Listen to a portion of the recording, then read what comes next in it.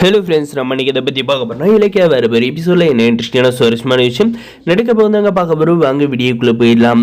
நம்முடைய பிரியாவுக்கு பார்த்தீங்கன்னா நம்முடைய கார்த்தி தான் வந்து அந்த இயரிங்ஸை வந்து வாங்கி தந்தான் அப்படின்ற உண்மையை வந்து நம்முடைய கார்த்திக் வந்ததுமே வந்து பிரியா கிட்ட வந்து இலக்கியா வந்து உண்மையை வந்து சொல்கிறாங்க.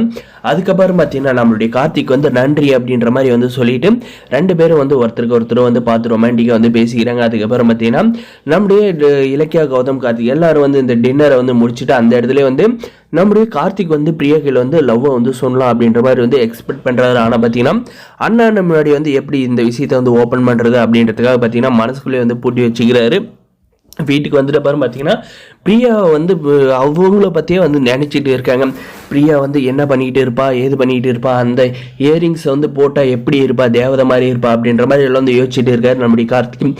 அதுக்கப்புறம் பார்த்தீங்கன்னா சரி, நம்ம வந்து இருக்க காலதாமதம் வந்து படுத்தக்கூடாது, நம்ம வந்து பிரியா கையில் வந்து கூடிய சீக்கிரம் வந்து லவ்வை வந்து சொல்லியே ஆகணும் அப்படின்றதுக்காக பார்த்தீங்கன்னா நம்முடைய இலக்கியா எங்கே இருக்காங்க அப்படின்ற மாதிரி வந்து தேடி போகிறாங்க. தேடி போயிட்டு பார்த்தீங்கன்னா நம்முடைய இலக்கியா கிட்ட பார்த்தீங்கன்னா அண்ணி, நான் வந்து உங்ககிட்ட ஒரு முக்கியமான விஷயம் பேசணும், தயவு செஞ்சு கேளுங்க அப்படின்ற மாதிரி சொன்னது. சொல்லு கார்த்தி, அதுக்கு என்ன அப்படின்ற மாதிரி இது நம்முடைய இலக்கிய வந்து சொன்னது பார்த்தீங்கன்னா ஒன்றும் இல்லை அண்ணி, நான் வந்து ரெஸ்டாரண்ட்லேயே வந்து பிரியா கையில் வந்து என்னுடைய மனசில் இருக்கிறத வந்து நான் கையில் வந்து வெளிப்படுத்தி சொல்லியிருப்பேன் என் காதலை. ஆனால் வந்து நீங்களாம் இருந்ததுனால வந்து எனக்கு வந்து கூச்ச சுபாவமாக இருந்துச்சு, அதனால் வந்து நான் வந்து அதை பற்றி எதுவுமே வந்து கண்டுக்கல அப்படின்ற மாதிரி வந்து சொல்லிடுறாங்க. சரி கார்த்தி, அதுக்கு வந்து இப்போ என்ன அப்படின்ற மாதிரி நம்ம இலக்கிய கேட்டது.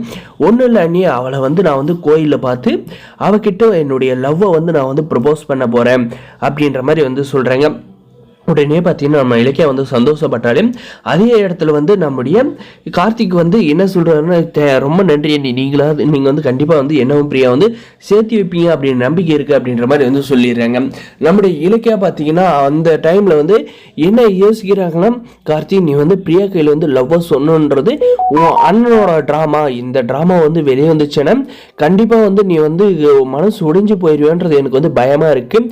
இது வந்து உன் அண்ணன் ஆரம்பித்த ட்ராமா, அவரே வந்து முடிச்சு வைக்கிறேன்னு வேற சொல்லிட்டு இருக்காரு, என்ன நடக்க போகுதுன்னு தெரியல அப்படின்ற மாதிரி வந்து மனசுக்குள்ளேயே போட்டு இருக்காங்க. அதுக்கப்புறம் பார்த்தீங்கன்னா நம்முடைய ஜானகி கிட்ட போயிட்டு அத்தை இப்படிதான் வந்து கார்த்தி போயிட்டு இன்னைக்கு வந்து பிரியா கையில் வந்து கோயிலில் வச்சு லவ்வை வந்து ப்ரப்போஸ் பண்ண போறானா, உங்களுடைய சின்ன மருமக வந்து கூடிய சீக்கிரம் வந்து இந்த வீட்டுக்குள்ள வந்து வலது காலை வந்து எடுத்து வச்சு வர நேரம் வந்து நெருங்கிருச்சு அப்படின்ற மாதிரி சொன்னது பார்த்தீங்கன்னா ரொம்பவுமே வந்து சந்தோஷப்படுறாங்க. அதுவும் போக நம்முடைய கௌதம் கிட்ட பார்த்தீங்கன்னா கார்த்தி வந்து நீ கோயில் வச்சு பிரியா கையில் வந்து லவ் ப்ரப்போஸ் பண்ணுறானா கௌதம் அப்படின்ற விஷயத்த வந்து சொல்கிறாங்க.